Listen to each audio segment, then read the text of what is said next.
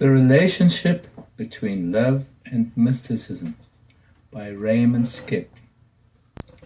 This presentation is inspired by, contains quotes from, and thanks Stephen Armstrong for his internet podcast, Role of Love in Mysticism, and we hope to build upon his work in a continuation of the subject. We feel that the world today is expressing too little emotion and tends to be shallow with very little feeling. By presenting this talk, we hope to increase the amount of emotion and feeling in this world, especially that of love.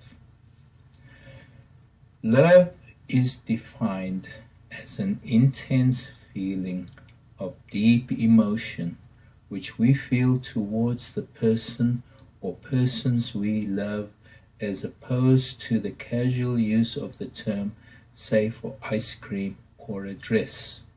Many people also love animals, plants, nature, or even music or mathematics, and sacrifice time and effort to protect, promote, or conserve these with eventual benefit to the world. Love permeates the universe and exists at all levels. It moves the earth, sun, moon, and all the stars. It exists on the physical plane as the subatomic forces, causing particles to interact and to combine to form ever larger particles. Atoms become molecules, molecules become matter, become bodies, living beings. That is love at its most basic level. Matter forms crystals with beautiful colors and beautiful symmetry. Quantum scientists claim that they have discovered that there are two particles that can be separated by great distances, and yet each particle moves exactly the same as the other, changing direction simultaneously. Biologists are amazed when observing huge flocks of starlings flying in the sky. As much as 100,000 birds fly in close formation, inches apart, and all of a sudden the entire flock changes direction simultaneously without any starling colliding. It is like steps in a great dance where loving partners know their positions at all times and respond accordingly. In plant life, the sunflower faces the rising sun, and the flower follows the sun across the sky, ever turning to face its beloved sun. Look into the heart of a beautiful flower, and what you see is love. Love is apparent in the animal world. Cranes mate for life, and so do albatrosses. When one bird sits on a nest and the other bird returns with food after a long absence, both birds do a dance of joy and greeting. The male songbird sings all day to reassure its mate sitting on its nest, incubating the eggs, and so does the dove coo. We may have all seen pictures of a herd of elephants walking in single file behind each other, each one holding with its trunk to the tail of the one preceding, and of the panic that surges through the herd when a calf falls into the water at the drinking hole and all the elephants plunging in to help. The mystical explanation of love is that God is the source of all love, and the presence of God within us manifests this love. All love emanates from the divine and returns to the divine. This is the expression of love.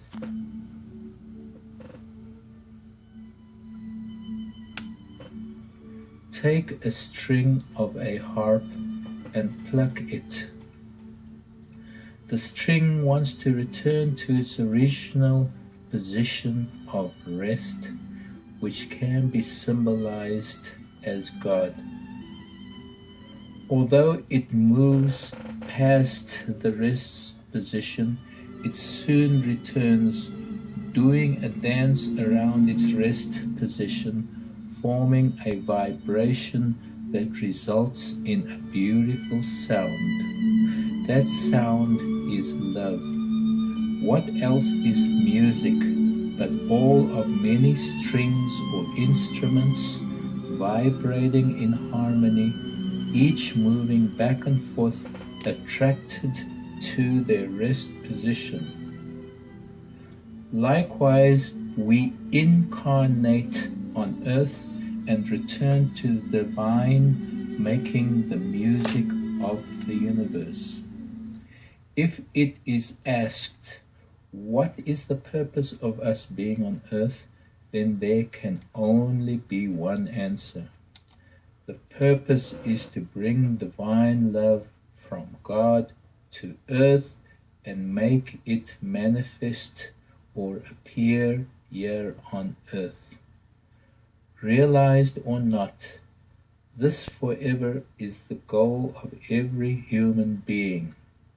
There is no individual that can ever find rest if it persists to follow selfishness or attain power by enslaving or controlling others, or to foment hate and war. Such a soul shall never find peace or release from suffering until it experiences and manifests love. To see a little baby girl walking and dancing, what else is it but to see love appearing here on earth from heaven? For a mother to raise a child entails a huge sacrifice in time and work, and what else is driving this but love? There are two reasons why people work. One reason is for money to provide for food and shelter. The other reason is for service and love. However, the ultimate goal of service is to give love. Once our needs are provided for, then the greatest goal is service in manifesting love here on earth. What is the greatest attribute of the masters here on earth but to manifest and teach love? For example, the Master Jesus was deliberately tested and challenged by a F.R.C on his understanding of rabbinical law and was sternly asked, "Teacher, which is the greatest commandment in the law?" Jesus replied, "Love the Lord your God with all your heart and all your soul and with all your mind, and love your fellow human being." The Pharisee had no answer. All of the work of the mystics, initiates, and great masters overflows with love. Adam, before the creation of Eve, was neither male nor female, but both. At the time of creation of Eve, he was divided into two, man and woman, male and female, twin souls, each one the complete half of the other, and since the beginning of time, we all have sought reunion with our one and only twin soul. True marriage or true spiritual marriage can only exist between twin souls, and all an earthly ceremony can do is to affirm and recognize this spiritual condition which has existed since the beginning of creation. No church or earthly authority can pronounce or affirm true spiritual marriage if it is not between twin souls or if it does not exist. It is a union that has been made by God. The love for your twin soul is the greatest love that humans can experience on earth, and so humans experience divine love on earth. This does not mean that we cannot have loving relationships with others, all others. Of course we can. The ultimate form of love is to love all humanity. In South Africa is a town called Christmasmeer, meaning Chris's Lake, a high-veld land of lakes and fields of green grass and pink cosmos flowers. There is a grave of a British officer killed on 16 October 1890 during the Boer War. The inscription, "Here lies Arthur William Swanston of the Irish Inniskilling Dragoons, killed in action while endeavoring to save the life of wounded Private J. Garlick." After the war was over, just before 16 October, the postmaster of Christmasmeer got a package in the mail of a bouquet of preserved flowers from a British woman stating that she was his fiancée in her letter, and with a request to put the flowers on his grave, which of course he did.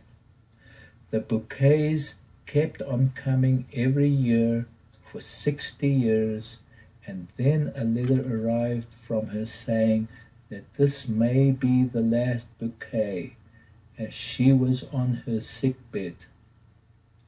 Last I heard, however, is that every October 16, springtime in South Africa, a resident of Christmasmeer, Etty Bierman, whose grandparents knew the postmaster, or other residents go and place a bouquet of blood-red roses on the grave to pay respect to one of the most sad and beautiful stories of eternal love that one can ever imagine. The goal of successive reincarnations upon earth is to develop and strengthen greater capability to express and bring to earth the divine, ultimate, and all-encompassing complete love of God. The definition of gnosis, or true knowledge, is experience or experienced knowledge. If someone tells us the stove in the kitchen is hot, this is not knowledge. This is information. It could be true or not. Until we go and feel the heat by holding the hands nearby or accidentally burning ourselves, then this is knowledge. Likewise, we are here on earth to experience love, and only when we experience love will we truly know love. We can spend our time experiencing hate or experiencing love, and this is our choice. Even those who achieve mastery by years and many lifetimes of training to acquire marvelous healing powers or powers of making food and plenty appear as if from nowhere, are driven by love to develop these powers because they see the suffering of the sick and the hungry. We may think that love means kindness and tolerance to all, but sometimes love requires opposing others and conflict, often requiring sacrifice and courage to stand up to these others. In India, around the year 1930, the ruling British heavily taxed salt. Does this sound familiar? And prohibited the population from digging and collecting salt so that the British could have a monopoly on the salt. Mahatma Gandhi saw the suffering of the poor, deprived of their livelihood of mining and digging for salt, and not even being able to afford it. In an expression of love for his people, he organized a 240-mile march to the sea, and thousands joined him. As he got there, everyone started digging for salt on the shore. He and thousands of others were arrested and imprisoned. However, this opened the floodgates, and the British could no longer prevent other thousands from mining salt.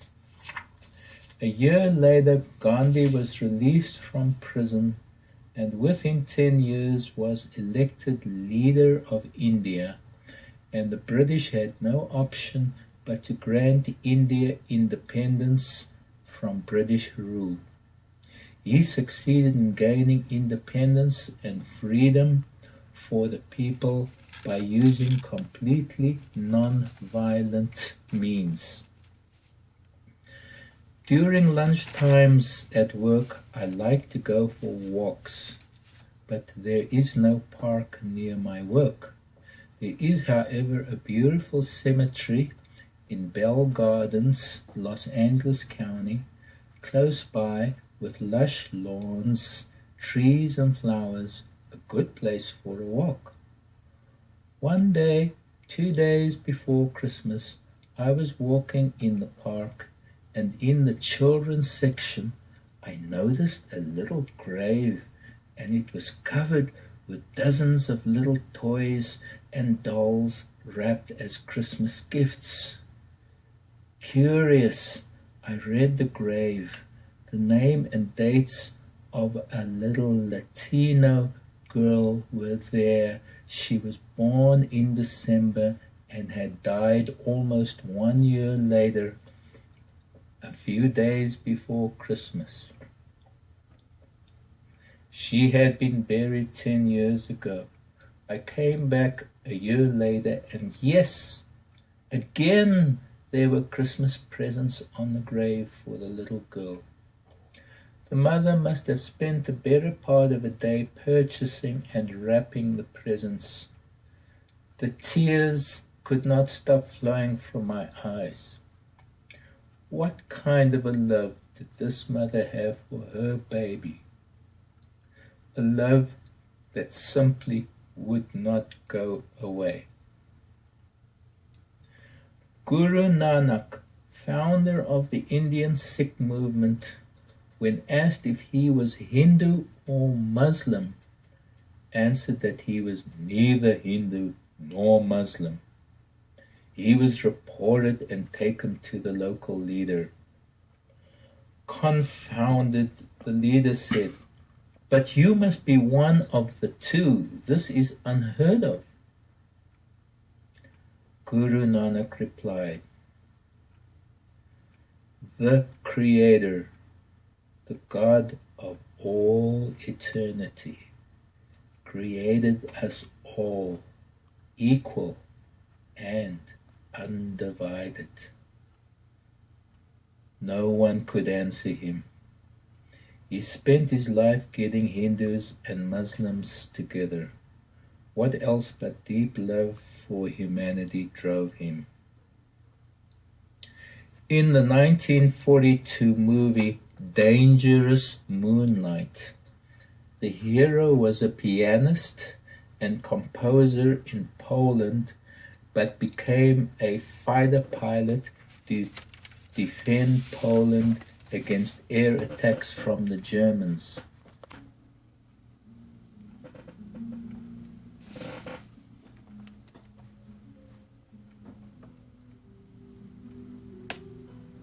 While playing a piano one moonlit night in a bombed-out building, waiting for the air raid sirens to call him to his plane, the Germans had a tendency to bomb on moonlit nights so they could see their targets. A woman, an American reporter, walking in the street, heard the beautiful piano music and came to investigate. When she found him, he told her, "You should not be out in the dangerous moonlight." They fell deeply in love and married.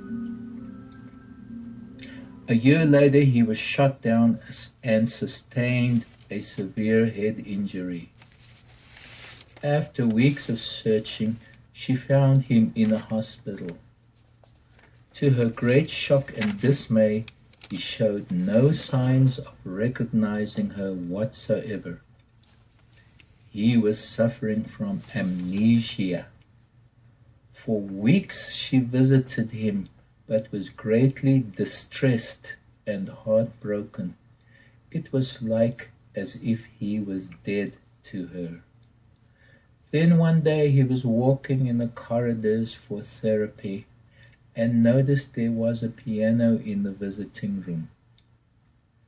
Something made him sit down and try to play, and slowly, bit by bit, he began to recollect a piece he had composed and played it.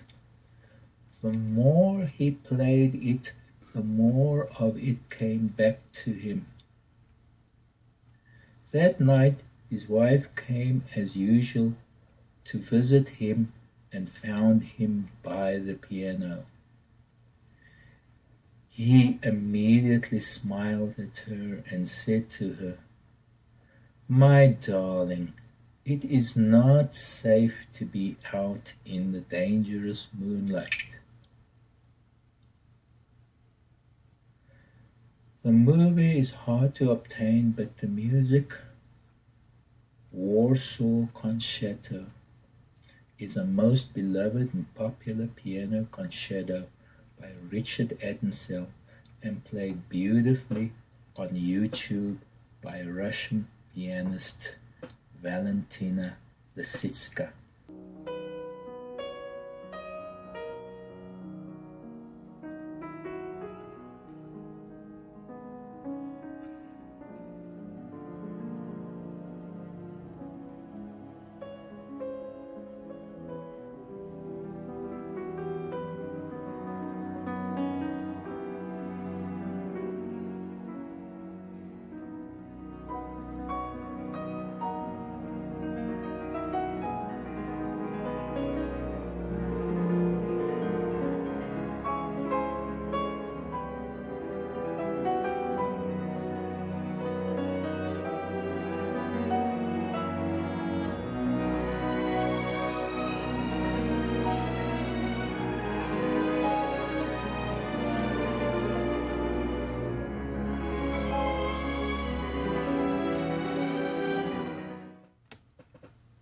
One of the greatest mystical truths, and this may be the hardest to understand, is that we think that God is perfect, has everything, the universe is perfect, and that there is no need for growth and expansion. However, the mystery is that God in his being is forever expanding and forever becoming. And this must be so, otherwise God would be static, and this is impossible because He is dynamic and unlimited. So therefore love, which is God, is forever growing, increasing, forever radiating in ceaseless effort to be. So we, created in the image of God, must have as our purpose to continually bring greater and greater love to earth, expanding and increasing the amount and expression of our love here on earth. This must be our greatest goal.